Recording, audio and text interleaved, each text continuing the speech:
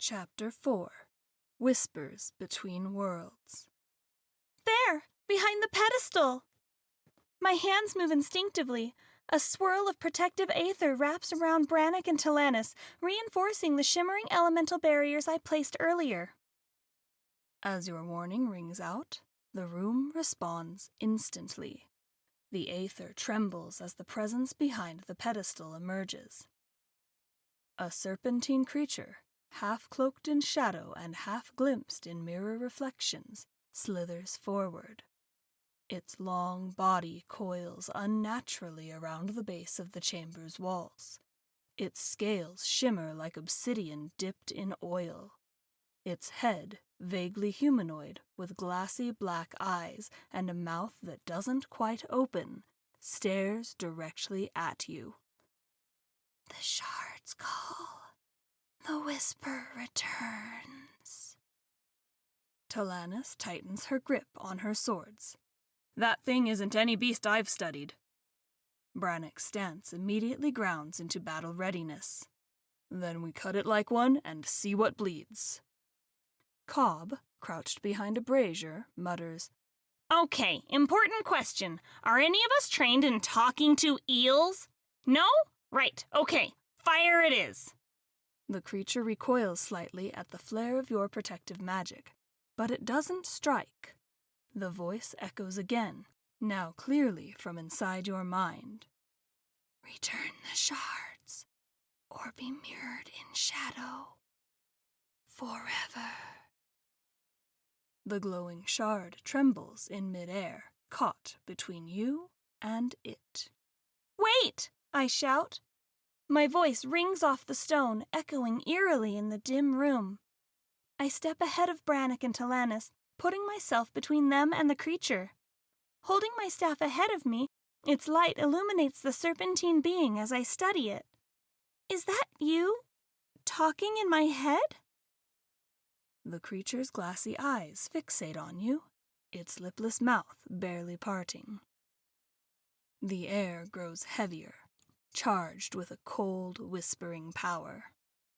In your mind, the voice returns, not harsh or angry, but almost curious, tinged with something like regret. Yes, I am bound here. The mirror's shards keep me tethered, fragmented between worlds. Speak, Aethermender. Will you return what is broken, or will you join the endless reflection? The room seems to pulse with the weight of the question. The mirror shard floats, flickering between darkness and light. Talanis shifts, swords ready, but watching you carefully. Brannick tightens his stance, waiting for your lead. Elira's fingers twitch, prepared to cast, while Cobb looks nervously between you and the creature. The decision feels heavy, but your role as mender and mediator seems to press upon you now. Stepping forward once more, I gaze directly into the serpent's eyes, searching for intent. Who or what bound you here? To what plane do you belong? The creature's eyes shimmer, and the shadows around it ripple like smoke in still air. In your mind, the voice returns, now steadier, almost mournful. Long ago, before memory, I was part of the celestial court, an envoy between realms of light and shadow. But Thalkesh shattered the balance, tearing my essence apart, binding me to this liminal plane between worlds. The shards hold me prisoner, fragments of my soul scattered and lost. This cathedral, built aeons past, has protected mortals from the celestial and umbral forces that pour across the veil through my disrupted form. With its collapse, the seals have been weakened and disrupted. exposing all who wander near to visions both divine and dreadful. It pauses, the room seeming to grow colder. Return the shards, and I may be freed to walk the stars again. Refuse, and I remain here, trapped to haunt these depths for eternity. Silence hangs in the chamber, seeming to stretch for minutes in the tension. Talanis tightens her grip on her swords, eyes narrowing at the serpent. Cobb and Elira glance between you all, spells and potions held at the ready. Brannock's voice cuts the silence. Cadence, we can't hear it. What's happening? It's trapped, I reply hesitantly, relaying the envoy's words to my allies. Or it claims to be. It would explain the madness of those who returned. Elira whispers, eyes scanning the shadows. Power like this is dangerous. Freeing it could change the tide for the better, or the worse. Cobb nervously taps his fingers on his tool belt. I say we blow it up and ask questions later, when we're not dead. If this creature's telling the truth, then we're caught in something deeper than we bargained for, muses Brannock. What's your call, Mender? The shard pulses faintly in the air, awaiting your next move. I watch the serpent cautiously as I try to make connections between it and the happenings in Mirthvale above. What know you of Riston Hale? The creature's eyes flicker, shadows twisting around its form like restless smoke. A low, almost sorrowful voice whispers directly into your mind. Riston Hale, a scholar of forbidden lore. He sought the shards, hoping to wield their power. It shudders, its serpentine body trembling faintly.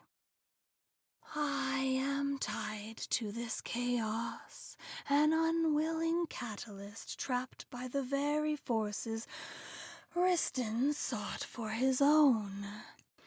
The nightmares you've seen, the whispers, they are echoes of the fractured realms. The scattered shards keep me bound between worlds. Hale's hubris may well bring the realm to its knees. Where can we find these shards? And do we bring them back here to you, or... I falter, unsure of myself. The creature's form shimmers, the light wavering like a candle flame in a draught. Know this, white-furred child of mending. There are 5 shards aside from that before us, which anchor me in this place, scattered across this region of Equimir, and beyond it. Its head tilts, the slit pupils narrowing slightly. The chamber shifts subtly.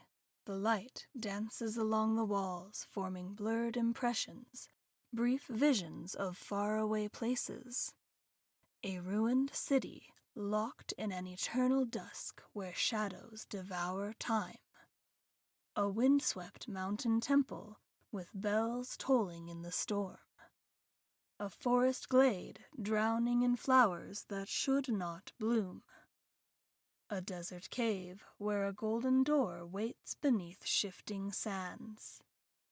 And a glimpse of something ethereal. A floating isle lit by a silver moon, suspended between plains. To retrieve each shard, you must pass the trial it anchors. Each one shaped by your fears, your flaws, your truths. Only those who walk through the fire of themselves may restore another. The vision dims, and you find yourself back in the room, with your companions standing quietly behind you. I give the serpent a solemn nod, the weight of its words pressing against my breath like a wet rag. Trials shaped by our fears? By our truths? Stars above! I turn to the others, forcing my voice to stay steady as I describe the vision given to me. Any idea where any of these could be? I ask tentatively. Talanis steps forward, her cloak whispering against the cold stone floor as she approaches your side. Her amber eyes flick from you to the receding glow in the chamber while she slowly sheathes her swords. "Some of them, yes," she says, brow furrowed in thought. "The temple in the mountains might be Shauna's reach. They say you can hear bells that don't exist tolling in the wind. I've read of it, but it's not marked on any modern map. As for the flower-choked glade, that could be Rosenfen. It was swallowed by a blight decades ago. Nothing should grow there now." Brannick rumbles, arms crossed, massive frame casting a wide shadow on the wall. "I've passed near the ruins west of Dunhollow, place where the light never changes. Locals call it the Grey Quiet. I didn't linger." The glowing sigils circling Elira's hands fade as she releases their divine energy. Her voice is low and even. "The golden door beneath the sands. There are legends about a sunken vault in the shifting expanse. A vault built by dragons known as the Heart of Aroxus." Then, Cobb bounces forward, eyes glittering. "And that floating island with the moonlight? That's gotta be the Silver Shelf. It's a transplanar crescent. You can only reach it during specific celestial alignments. I've been trying to chart it for years. It's just that the math gets weird when reality bends, you know?" Talanis shoots him a sharp look. "You've been trying to chart an interplanar moon island without telling anyone?" Cobb grins. "No one asked." The serpentine being speaks once more, its voice like wind between the stars. "You must begin where your path is weakest. Face what you fear most, for the shard shall resist unworthy hands." The pedestal trembles. From within it, a pulse of aether radiates, and then a compass-like crystal floats into the air before you. It spins slowly, then points with unwavering certainty toward the northwest, emanating a deep, shadowy mist of purple and black. "There. The closest lies in the Grey Quiet. That is where you begin, but beware. Its fear is yours." Brannick exhales slowly. "So, we're heading toward a cursed city with unnatural twilight and echoing silence. Sounds like a lovely vacation." I carefully grasp the compass as it comes to rest in front of me. Placing it gently in my satchel, I look around at the party. I'm willing to go if any of you are, but something is still bothering me. I saw scratch marks and somewhat fresh blood near the entrance. I think the 2 still missing people might be trapped here somewhere. Talanis nods, her face hardening into the cool expression she wore when you first met her. "You're right. We can't just walk away from this place. Not until we're sure everyone is accounted for. I've some men waiting topside. I'll have them continue the search while we supply for the journey ahead."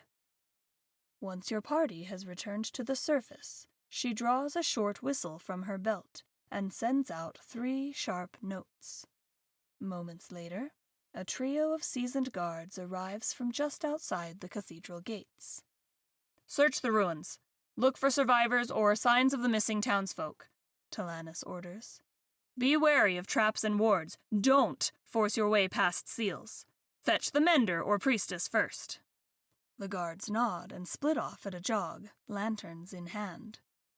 Elira steps beside you. "You have done well, Cadence. Even the shadows here seem lighter than they were when we arrived." As the guards continue their search, you feel the weight of the moment settle into your bones.